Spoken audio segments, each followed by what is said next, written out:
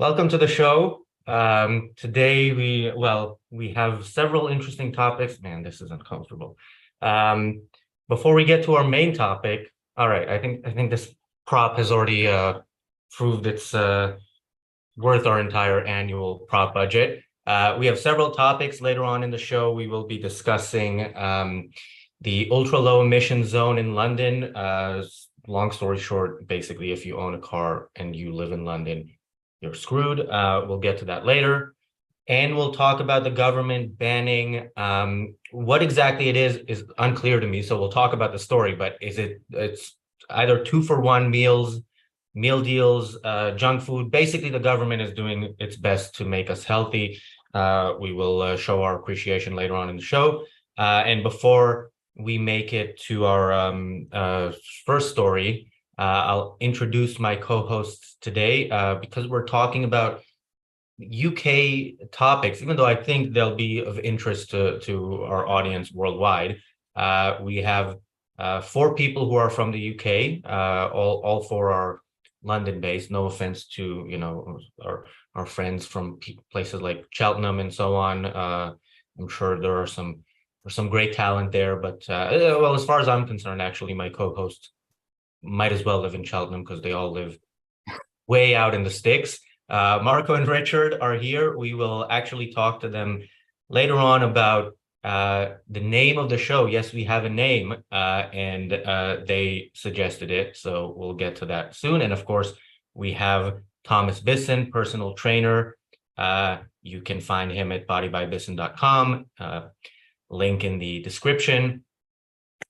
So our main topic, our title for today was is it time for another lockdown? Right, that was the title. That was a bit tongue-in-cheek. This is because Matt Hancock, the former health secretary in the UK, was talking about how this is something that we should prepare to do again in the future if the need arises. Now the reason this is a story. So I was talking to somebody who I often disagree with, but I have great respect for, who said, this is not much of a story, and why are we targeting Matt Hancock? This is what politicians everywhere would say. And that this person also had objections to the thumbnail. For those of you who are not familiar with UK politics, the thumbnail is Matt Hancock when he was health secretary, making out with his then girlfriend. He was married, but it was to somebody else. This is the woman he's now married to. So it wasn't some fling, but also it was not. She was not in his household bubble, so this was not allowed back then. And this is relevant because he was the health secretary in the government that imposed these rules on all of us and encouraged us to tell on our neighbors if they are having guests over, which is why I think he very much deserves our hatred for this. But I always want to be positive about everything, so I'm going to try to be not be too harsh on this piece of shit. And before I say things I'll regret, Marco and Richard, any thoughts on this? Well, yeah, I've got lots of thoughts about this one, to be honest. So I'm going to try and delimit to stick to the topic, really. The essential thing is that lockdowns are morally acceptable, made by government if there is a significant reason to believe it's gonna the disease around is gonna actually cause lots of harm to the population. So that's not in doubt. Now the issue is, did COVID require the lockdown? It looks to me like what they did, reach out for the worst dictator in the world and copy their policy, really. The Matt Hancock really was talking in front of a committee of MPs who are investigating the aftermath of the pandemic, the response of the government. And to me, it looks like he was just trying to redeem himself for being a total failure of a politician. Never mind, he's a cheat as well, but his incompetence was beyond belief. And the fact that now he's going around saying, oh yeah, I realize lockdowns are very bad and they cause bad consequences, but we need to do them harder and faster next time if something happens. Well, he's just trying to hide the fact that he didn't know what he was going to do. He stuck to a stupid policy and he ran with it, and it caused all the problems we have now. I mean, we're talking about massive increase in alcoholism, massive issues with health, massive problems with education, children not being socialized, not learning to talk, all sorts of problems that are really, really, they never really considered when they went for the Chinese solution to the pandemic. Yeah, I mean, I feel like I'm being experimented on here. You're giving me a psychological experiment. You've got electrodes on my head, and Razi, you're trying to trigger me. And you had me at the title, because it truly does bring back a lot of memories from the whole period, and it really does make you think no and want to scream it from the rooftops. Although, as Marcus said, there are circumstances where it might be relevant, but it's like starting the question with should we have nuclear war, instead of what leads up to all these things, what comes before that, what premises do we need to work out and lay out before we decide what the measures are to prevent them and to deal with the consequences. I mean, it's certainly the people will die justification for doing stuff. It was like the motto of the government, but people will die. And I think that's going to be a bit of a thread through the themes of what we're talking about tonight, is that if you stick that as your MO, as you can't do anything because people will die, then you can get away with murder, quite literally, and you will. Thomas. You know, I agree quite a lot with exactly what Rich has said. I think the problem you have here is that they are attempting to showcase solutions for problems that have not happened yet, and without showing any understanding that they know what the problem really is. How can you come up with solutions if you do not understand what is going wrong, what the problems are, and then you just have to reverse engineer it that way? It's almost like he's trying to appease people for God only knows what. He goes in to say about how it's about protecting the most vulnerable, as if he's combating death itself. People will die regardless. It's under what conditions are they going to die? Is it going to be a quick virus that wipes them out, or is it a slow piece of torture and through isolation and, you know, losing the will to live, you could say, that does it? And I think this is a key theme in pretty much every topic we talk about. They're trying to give solutions for problems they have not diagnosed. Yeah, and this solution was, you know, an incredibly bad one. I mean, we before lockdowns, we knew that, you know, the rights that we have that are protected are kind of, you know, on loan. Like the government is allowing us to have them rather than has, you know, there is based on some principled approach that we have inalienable rights.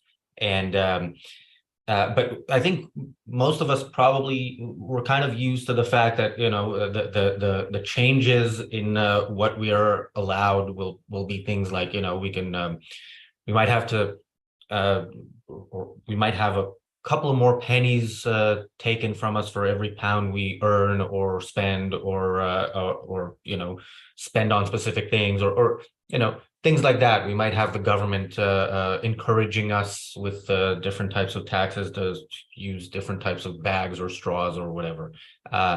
This was a you know, an instance when we were essentially all imprisoned for you know, a crime that none of us committed. We were it wasn't even that instead of innocent until proven guilty, it was guilty until proven innocent. You couldn't be proven innocent because you don't know if you have the virus, and if you have it, if you're going to infect somebody, and if you're going to infect somebody, what the outcome will be in their case. Like there's a possibility that it'll, they won't even feel it. There's a possibility that they'll die. And,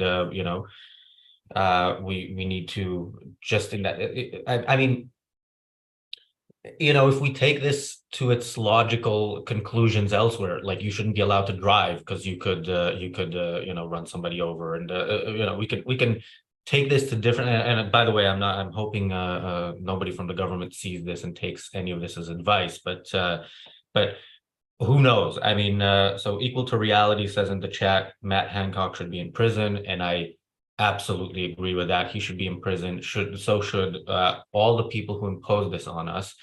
We talked about this when Boris Johnson, just quit Parliament, and he was saying this is a kangaroo court, and I remember in that episode I was saying, the way he was, the way he was kicked out was not the way you would want somebody typically accused and then pretty much convicted in the court of public opinion. But I made an exception for Boris Johnson. Like he imposed this lockdown. He had parties during lockdown. Some of my best friends had parties during lockdown. I'm not going to name any of them, but there's a big difference when you're the one who's imposing this. You really should not be violating it, and you should not be imposing it in the first place. All right, can somebody else talk so I can calm down for a bit? Since then, we've seen not a leak of stuff. I suppose it is a leak. Thousands of WhatsApp messages that ministers and advisors and various politicians were passing to each other during the lockdown, and some of the leaks in some of these leaked messages, which have been published by the Telegraph, so it's not like it's the dark web material. We've seen how people like the half-human, what's his name, Matt Hancock, actually used fear to change behavior, to change people's behavior. They were saying things like, "Oh, we must make sure we don't make small changes in the policies, otherwise they're not going to be taken seriously if we want to change behavior." I mean, this kind of language they used to use. We have to use the police to enforce the fear, all this kind of stuff. It's just you couldn't make it up, really. And the parties themselves that they were having behind the scenes just go to prove that they weren't afraid themselves, while using fear to make other fear and guilt to control the rest of the population. And we're not talking just civil servants and the government politicians. Starmer was filmed at the party having a beer in Durham when we all were told, if you leave your house, you're a criminal. And, do you remember the iconic picture of Majesty the Queen at the funeral of a 70-year-old partner, Prince Philip? Partner of 70 years. He died after 70 years together. She was there all alone with a mask. It's like, you people are out about partying, using our money as well, because they buy alcohol in the office, and the civil servants, they charge it, the tab is picked up by us, isn't it? And you just couldn't make up such a dystopian, weird, crazy stuff. Really, you couldn't make it up. And they were all in it, Labour and all sorts of people were doing it. And today we've just seen an MP, a Scottish MP, who, after knowing she had a positive COVID test, took a train back home to Glasgow because she didn't want the inconvenience of being locked down in a London hotel. And now the electorate in her constituency have rightly, 10% of them have voted to oust her. So she's now out of a seat, and there's going to be a by-election in that constituency, which goes to show, even this distance from when it happened, that the feelings are still raw and strong for the imposition and the hypocrisy that occurred at the same time.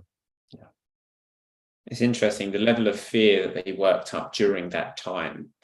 Like we became, in many ways, our own jailers, I think. And I don't know if you've ever seen there's a South Park episode where everyone's like getting all worked up over global warming, and there's like riots happening in the town, and then one person turns and goes, "Oh my God, global warming, it's coming." And then everyone just starts running. But obviously there's nothing there. It's like they might as well be running away from the wind. Running and shouting, "We didn't listen." Yeah, we didn't listen. We didn't listen. And it's you know, it wasn't too dissimilar. It wasn't too dissimilar. Like people just freaking out, and you know, everyone's encouraged to be the Gestapo and, you know, rat on your neighbors, or as we've all seen. Yeah, and Richard, you mentioned how just on the point of the Scottish MP that now, you know, people are still pissed off about this. I don't think people are still pissed off. I think people are now more and more like realizing that it was, you know, some people supported lockdowns and genuinely thought, you know, were bought into the worst of the propaganda and thought, you know, they are. I mean, the slogan here was protect the NHS, right? That was the main slogan. So they really, the NHS, the National Health Service in the UK is for our non-UK audience, is very much a religion here. So the idea, it's the form of the good is the NHS. Yeah. yeah. It's So, top of the hierarchy of good. Yes. So the idea that you are, you know, if I tell you, you know, by going outside in public, you are, you know, hurting the NHS, that is very much, I'm accusing you of blasphemy. Marco, you were about to say something. I don't know. I was going to say something, but I think one thing I wanted to point out was how there was an equality agenda going on at the same time, and it was an equality of suffering. So we can't lock down certain vulnerable groups and certain old people. We must all suffer in sympathy, an equal amount, whether it's necessary or not, for the common good. And that justification, or that deep-seated morality that runs through our current culture, sadly, is that you should suffer for your fellow man, even when it's totally illogical that you should do so. Yeah, and by the way, I mentioned we try to be, you know, family friendly on the show, so just put your kids away for a moment. The one thing I remember is like at the end of it's, you know, when lockdowns ended, they ended like bit by bit, and there was the one point where you were, you know, social distancing was no longer a thing, and I don't remember who it was, but somebody in government said you can now hug your friends or your loved ones or something, and I thought the only proper response to that is fuck you. Like, you don't, you know, you know, you people have first of all imposed this on us, you know, for a year and a half.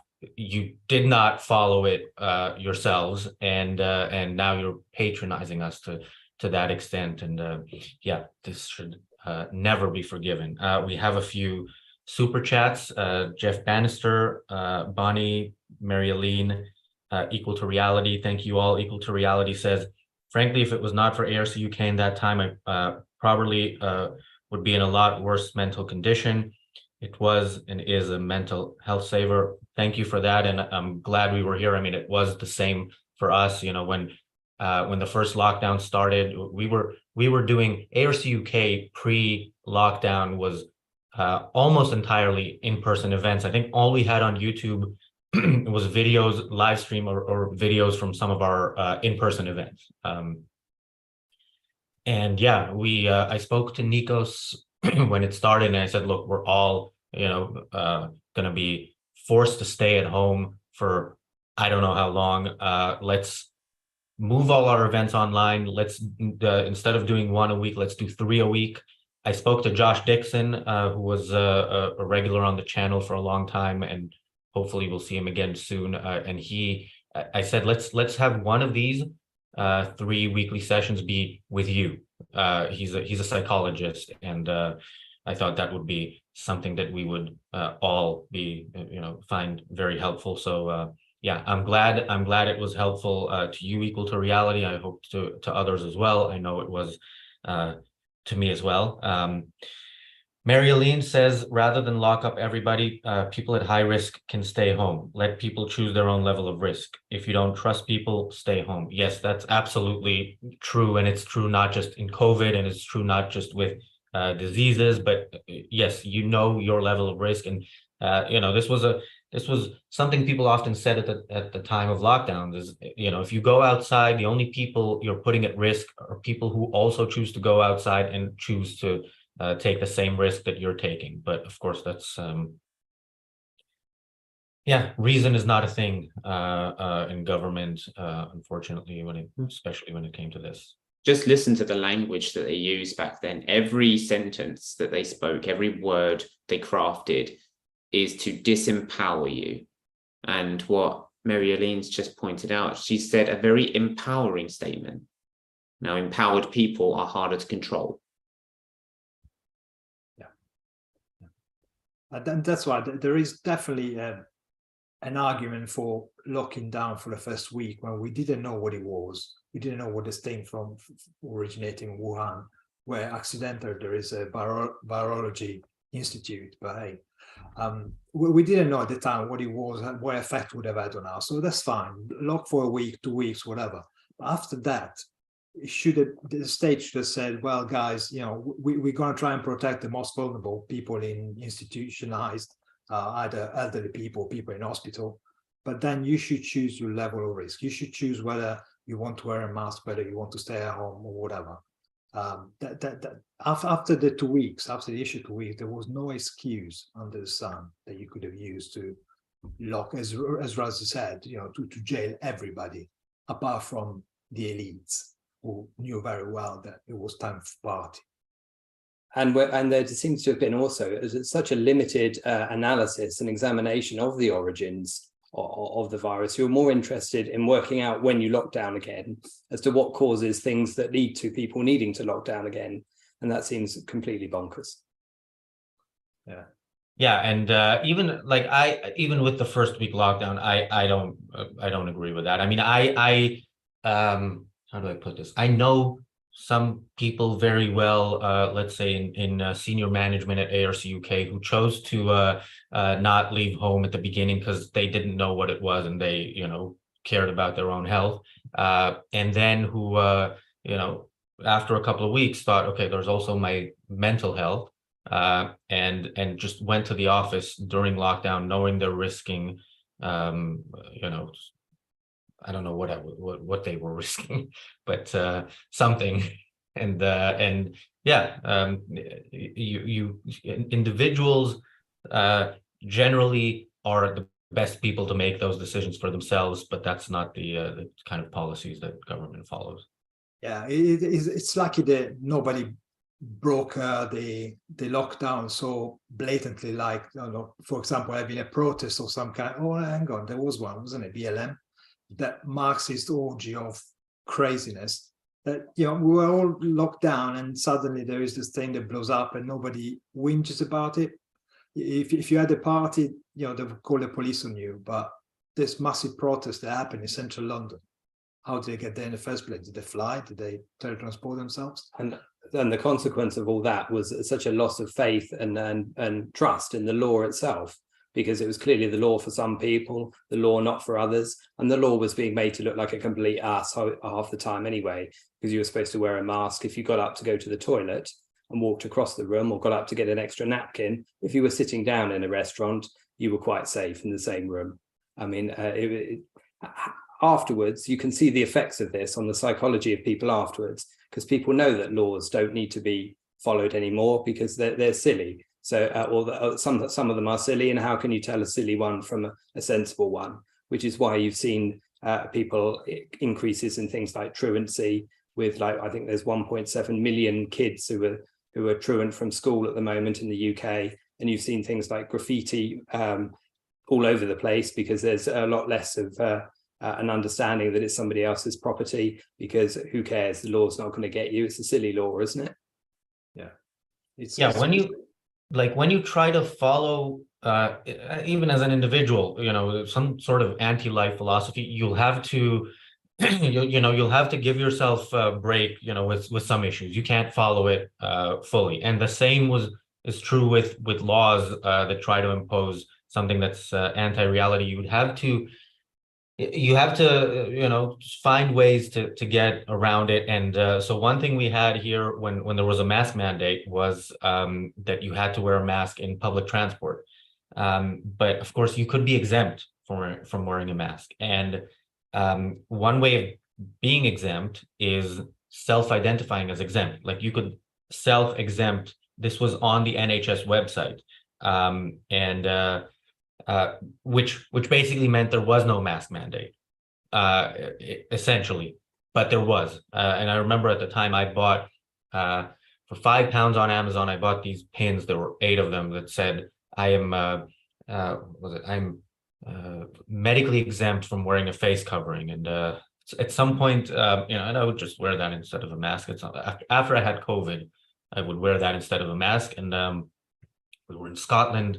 Some point after the mask mandate was lifted, we were in Scotland where there was still a mask mandate, and I walked into places with that, and a couple of times people didn't notice it. They said, "Can you put a mask on, please?" And then I, would say I'm exempt and point to the pin, and they were so apologetic because you don't know why somebody is exempt, and yeah, it created issues for, I think, for all of us, for the better among us, and also for the the people who could and should do better.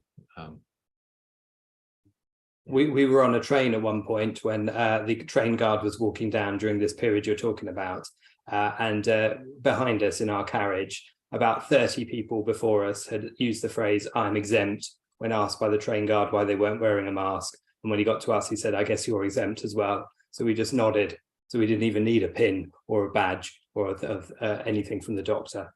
It just made a total mockery of the whole thing. I reveled in being asked about it. I absolutely loved it. I made such a show of it. It was ridiculous. Did they actually ask you? Because it was illegal to ask you. They couldn't. Well, they would ask about the mask, and I'd be like, "Well, you see, there's a thing about the mask."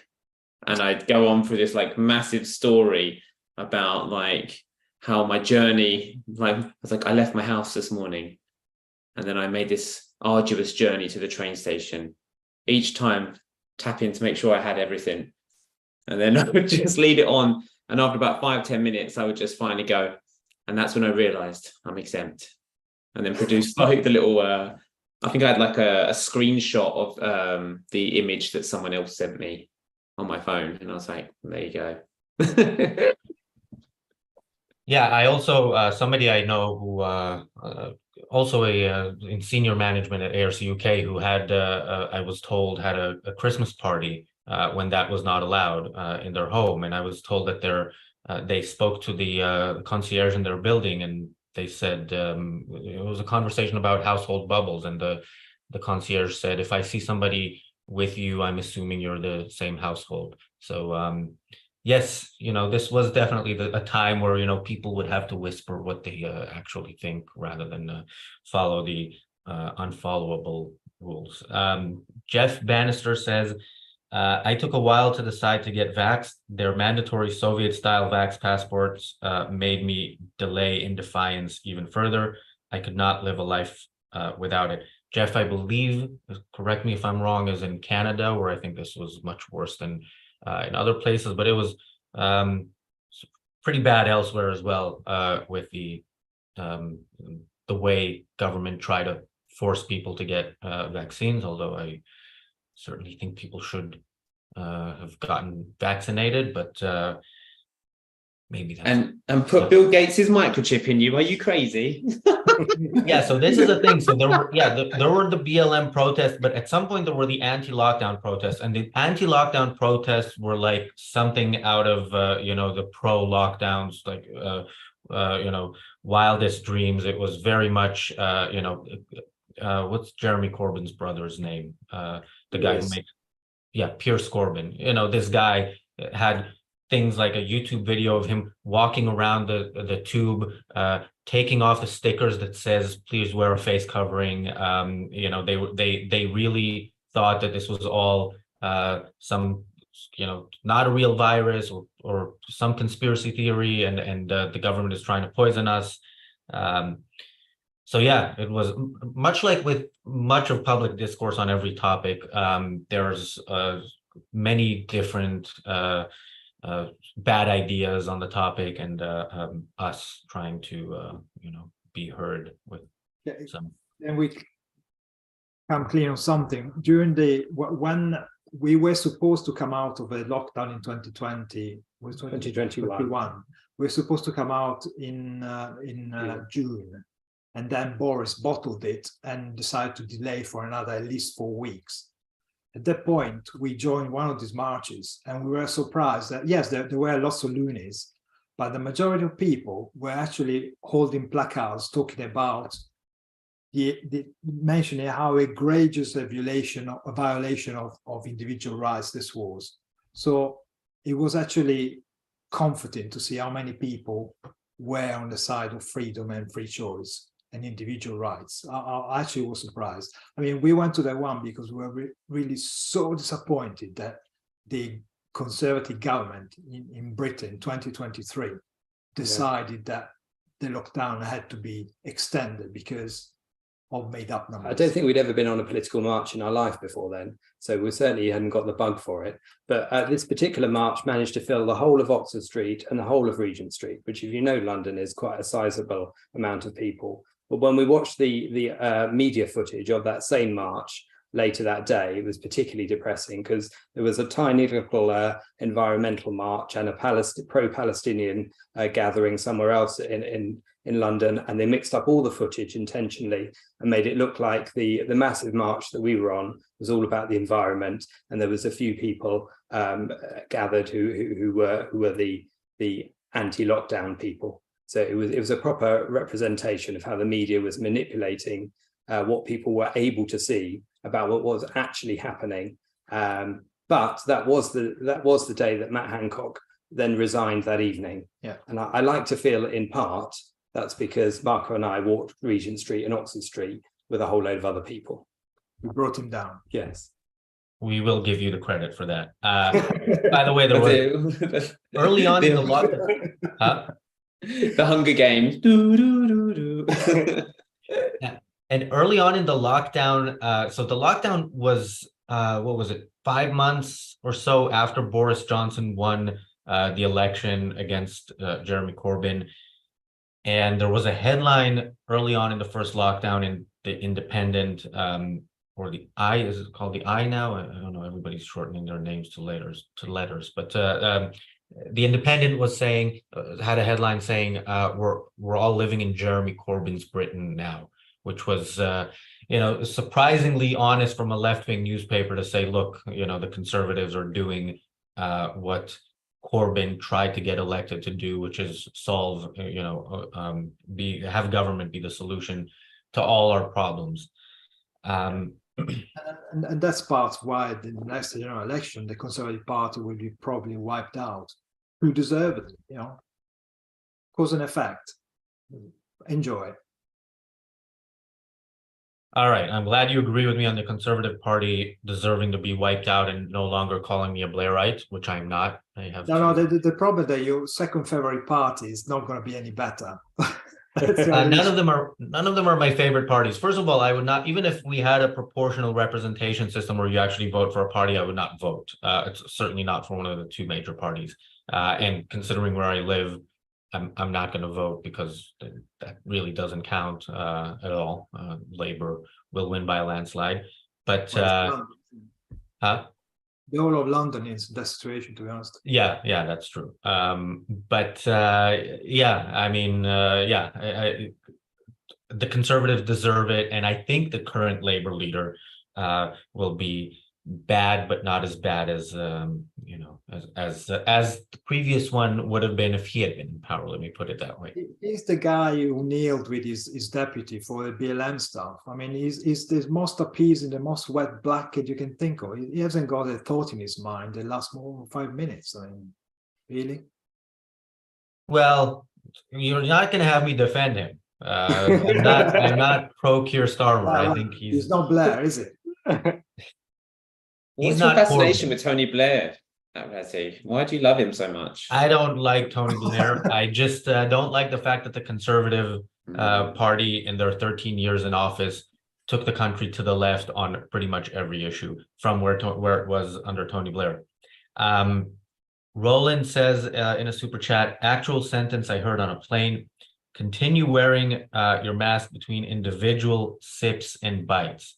This was because on planes you were supposed to wear a mask, but then you could take it off if you were drinking and eating. And there were stories about people who made, what was it, like a bag of Pringles last 4 hours and, just so that they wouldn't have to wear their mask. I didn't get on a plane for something like 2 years during this period. And there were only 2 flights that I had that I had to wear a mask on. they were to Edinburgh and back. So it's a 1 hour flight.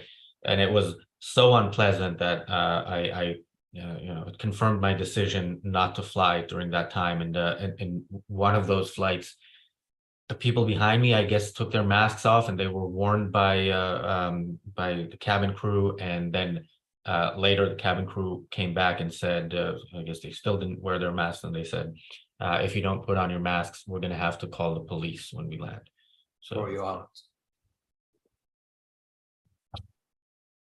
all right. But- Yeah. Sorry, I want to add. Thank you for having this topic on, because it forced us to go back and have a look at the old stuff, and it's just incredible the amount of crap that we had to go through. I mean, I didn't realize I actually forgot so much of that stuff. It's just mind-boggling. I think, yeah, one of the only ways in dealing with it, I think, is to forget some of it and to try and box it away. But at the same time, you've got to deal with not making sure it doesn't happen again.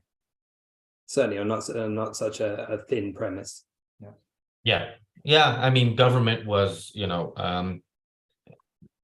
again, much more than it usually does, was waging a war on reality, and some people, decided to be the government's, volunteer soldiers in that war and follow the rules and advocate for the rules. And of course, when lockdown ended, some people said it shouldn't end because it was ending too soon. But as Rand said, reality is the final arbiter. And here on the Ayn Rand Center UK, we try to adhere to reality, which is why this show now has a name.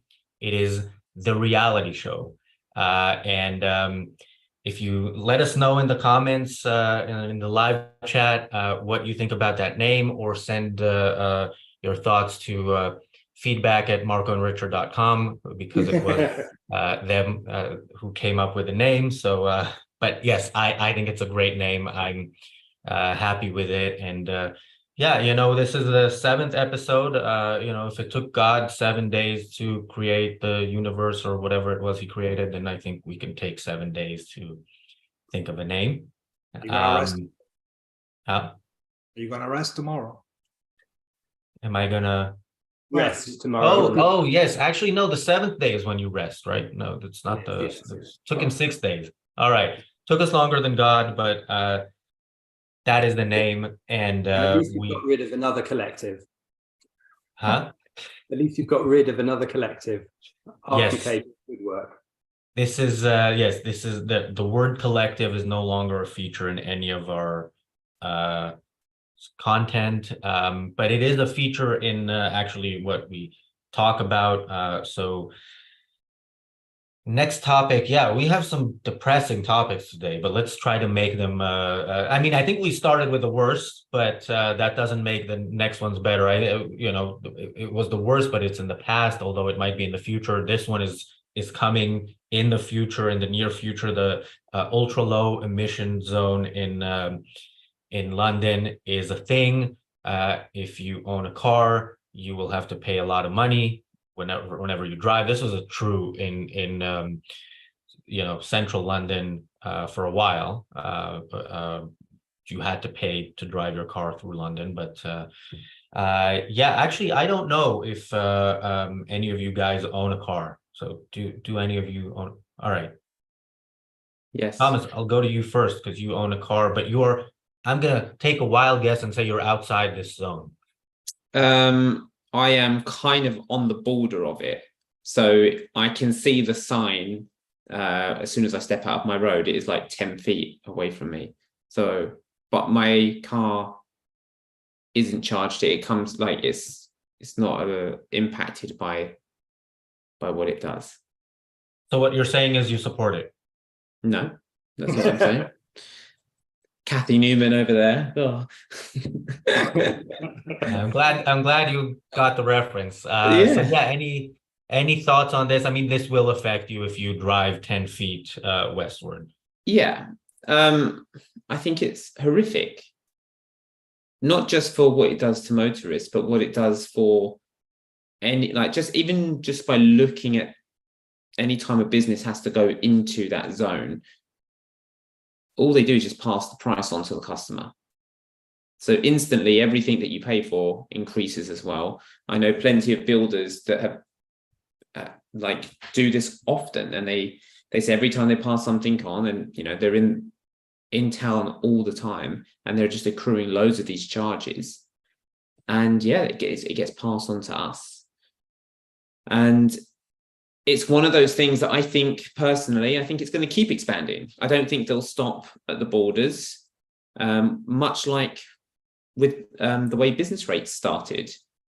You know, it was originally a much smaller fee, and then gradually they racked it up to 50% of what the government deems your building is worth. You know, and they'll just keep expanding the borders, and before you know it, I reckon it'll be a whole country-wide thing. Yeah. Oh, this is definitely, I know Equal to Reality mentioned early on in the show that he's in Leeds. This is coming for all of you. To make no mistake about it. Well, I don't know if it's Leeds, but I'm pretty sure that one of the cities, it might be Leeds or it might be Birmingham, where they charge out-of-towners tax, or like if you don't live in the city, you are charged an extra rate for being in the city. So it wouldn't surprise me if that finds its way across as well. Is that a thing in Birmingham? Because I always look forward to going to Birmingham so much that you know, I'll pay whatever they charge me. Yeah. I'm pretty sure it's, you know, it's basically the Miami of London, I thought, of England. Yeah, once again, like I now make these jokes every day. No offense to our people in Birmingham. He is an avid supporter of Peaky Blinders. That's how he shows his respect, I'm sure. I think for the area we live in, you can see why it would be endlessly extended, because it used to be the very centre of London. Then it went to a slightly larger ring, the middle ring, which is where we live, where we're talking to you from now. And now they're set to extend it to a wider ring that includes the whole of London. So we've been both just outside the zone and get the effect of what life was like that for a few years, where effectively all the polluting cars end up that bit further out in your ring. And now we've been in the zone for a bit, and you've seen what those effects of being in the zone are as well. One of the first things that happens is that you see lots of notes on the cars in the run up to it being introduced, as people try and persuade you to sell your old banger to them so that they can then scrap it under the government scheme and receive £2,000.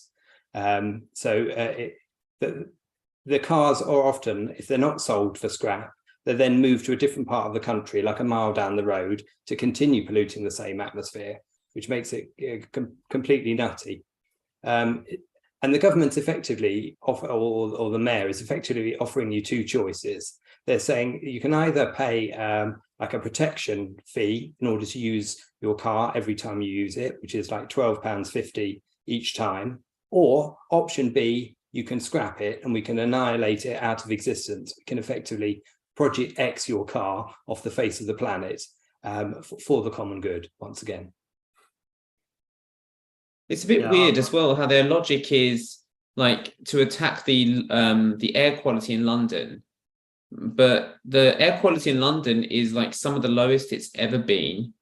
They're also claiming that it's to protect health, but they're just making these weird claims with no evidence to back any of it up. Razi was talking about creating reality. Well, this is a particular one. Sadiq Khan, the mayor of London, he put out a statement a few months ago in support of effectively giving us the reason why he is giving us the ULEZ. And his excuse was that it's the ULEZ, first of all, he's paid for with our money.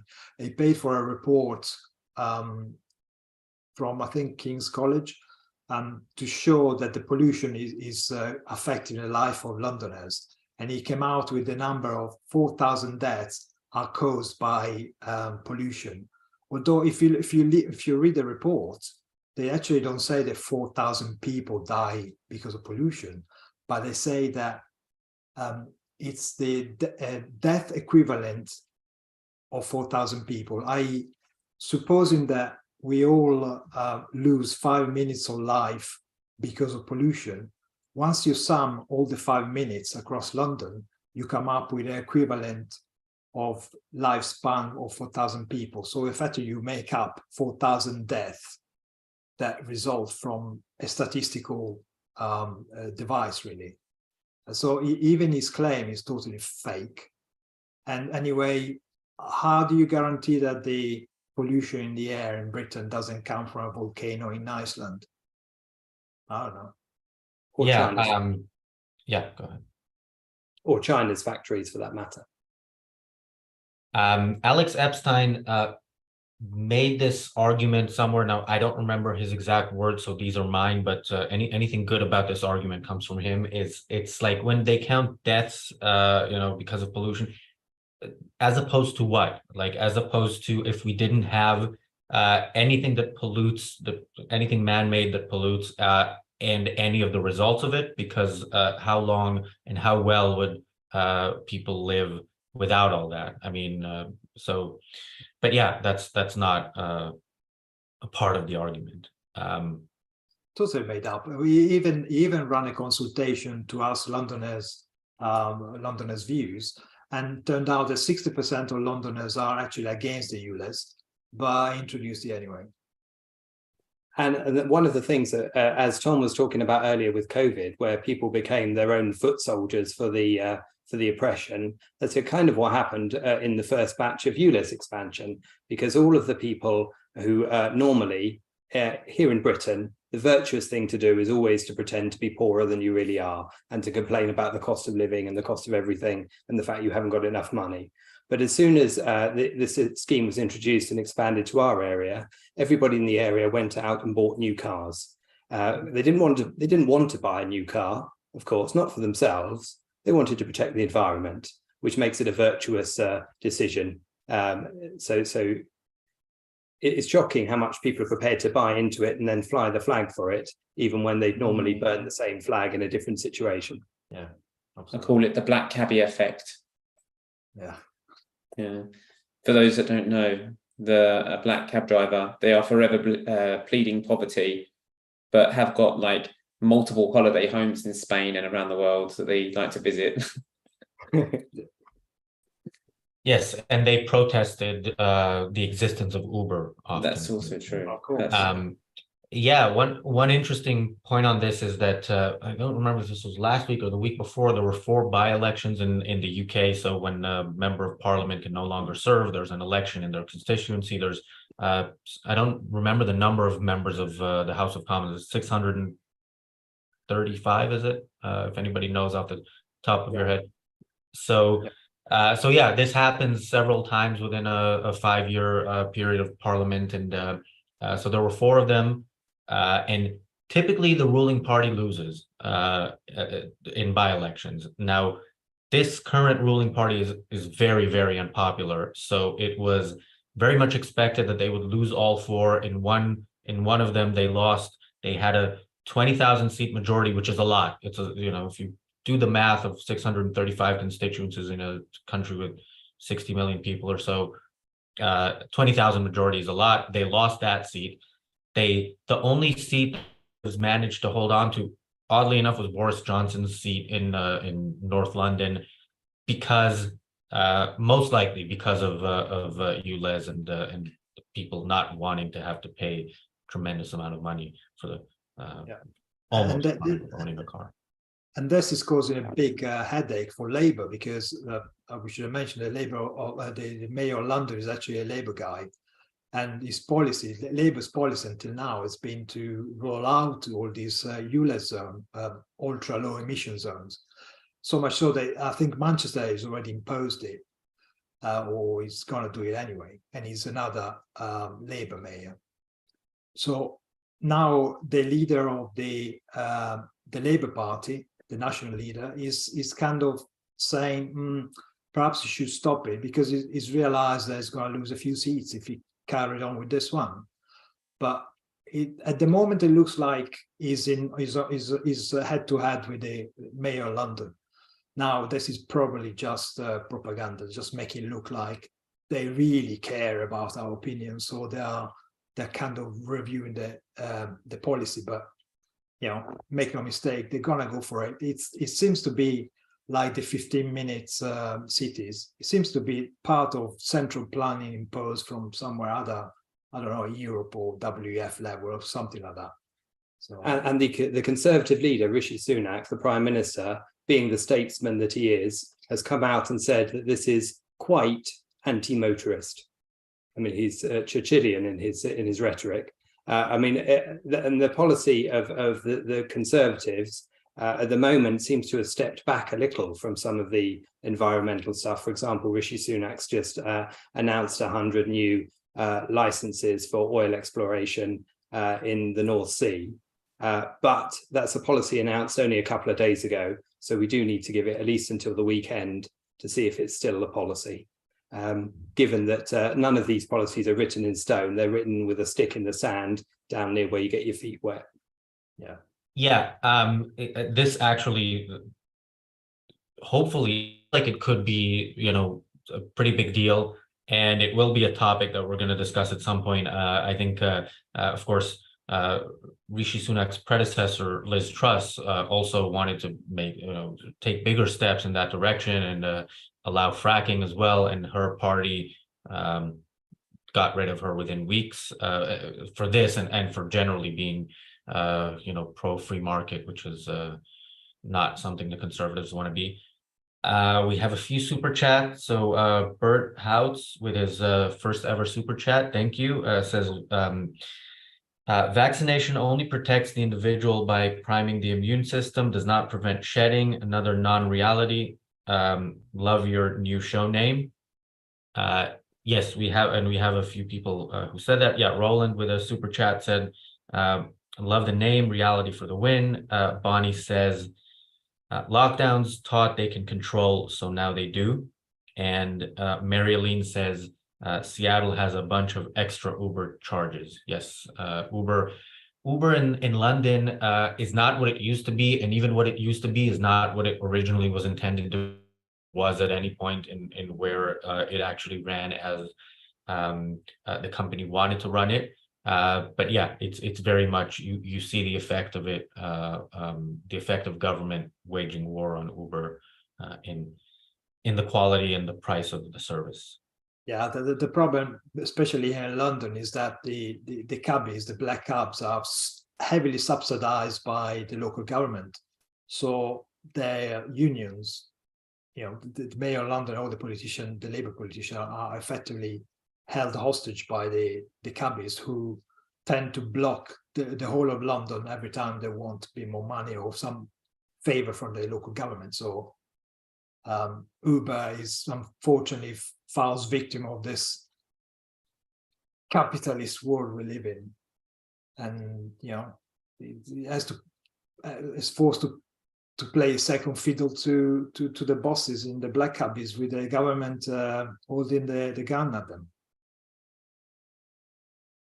And this policy, though, is going to affect people like my dad, who make one little trip once a week to the supermarket in his old car, which he's looked after for years.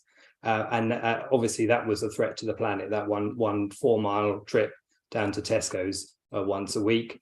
So now that car can be sold to someone like Tom. If you want to buy my dad's old banger, we can move it a few miles up the road and keep it in action. There you go. So what I'm hearing is your dad is basically a jihadist. The truth is out. Choking the planet. Absolutely. The real Oppenheimer, that's what he All right, we have a few minutes to discuss our last topic. I'm just going to read this from the BBC because I'm not exactly sure. I know something bad. The government is up to something bad, but what exactly? Let's see. So that title here is Government Delays Buy One, Get One Free Junk Food Ban. Plans for ban 2-for-1 junk food deals have been delayed by the government for another 2 years. It would have meant shops being unable to sell food and drink high in fat, salt, or sugar using multi-buy deals. Are there any macronutrients? They left out protein, but that's coming. So Thomas, I'm gonna have to go to you first because you're a personal trainer. By the way, let me just before we get to this say that I got your website wrong. It is chigwellpersonaltraining.com. So if anybody is went to the website that I mentioned and couldn't find anything, try that one. But also, yeah. So think this if this goes through, it'll basically make your job obsolete because everybody will be healthy. I think it will make things worse. Once again, they're trying to create solutions without understanding the real problem. And the way they're tackling it as well. So from what I read of the article, is that it's not even about suspending these ready meals or these microwave meals or these 2-for-1 offers. It's about reducing people's ability to get them from big supermarkets or medium-sized supermarkets to small supermarkets. Now that starts to sound like you're forcing something into a black market kind of situation. And, people will get access to these foods. And when you make it so hard to get a hold of, something normally worse takes its place. And the food industry in and of itself is under massive assault with the amount of regulations going through it. So quality foods such as beef, such as chicken, the prices of that is going up because of the amount of pressure these farmers are under to try and just to try and do their farms. I mean, for example, a badger infestation in your farm can impact like thousands of your cows with tuberculosis, which means your entire, all of your cows have to be put down and burned, and you are not allowed to introduce cows to your farm for, I think it's 10 years. I could be wrong on that one, but something around that time. However, you are not allowed to get rid of the badger infestation because they are a protected species. And these things are getting worse. So there's also a newt, there's a little newt kind of thing, which is preventing farmers from gaining access to more land and doing what they need to expand. But that's kind of going off topic. The point is, with the amount of regulations the government puts on the food industry in and of itself, this is just another one. And every time the government does something like that, it just drives it, like people who can't afford the higher quality foods, to go for even cheaper quality foods or even worse foods or less nutritionally valued foods just to be able to get by. They aren't making the link or tackling the problem that most people face. And the real problem is that you have to look at people on an individual basis. There are some people who just enjoy eating that food and they'll continue eating it. It's not going to solve the obesity problem, which they claim is putting a 6.5 billion strain on the NHS. It's not going to solve that. And that's not even the worst of it. But that's a topic I could talk a lot about. Over to you guys. I mean, to be honest, I mean, this war against sugar, but if you eat like 5 or 6 bananas, you're actually taking so much sugar that your fructose is a sugar. So you can't get away from banning a piece of chocolate and expecting people not to get the sugar from somewhere else. It's just, as usual, the government decided what's best for you without actually thinking what's best for you. Just leave us alone. Let us do our own thing. We know what's good for us. Just back off. And this is, once again, the people will die mentality. And so therefore that justifies us having a member of the Stasi sitting in your attic, reporting back on what you're having for tea. Mm-hmm.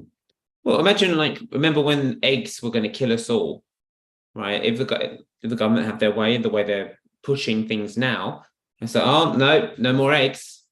And then that's it. That's just done. Like, if the moment governments start taking control of the food, that becomes a real problem because there's no real investigations going into what good food is.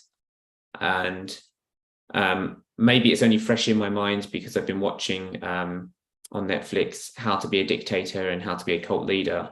been making plenty of notes. But one of the first things that they try and do is actually control the food supply, control the access to the food that the population get, because once again, it's all about creating control. It's about disempowering people. And here in Britain, it's quite bad because, I mean, I think the two largest landowners in Britain are the Church of England and the National Trust, and they're purchasing farms. Effectively, you know, farmers retire and they sell the farms to these two guys who actually, rather than producing food, are rewilding, introducing, you know, Daisies. Yeah. And that's eventually going to be a massive issue for us. But, you know, that they don't see it. You know, all these civil servants who live in Islington and Westminster, they don't really give a crap. They don't understand it until it hits on the head. And then they come out of the woodwork. Oh, we don't understand why you've got an issue. Well, do your job. But the interesting thing as well is when you start looking at certain ingredients.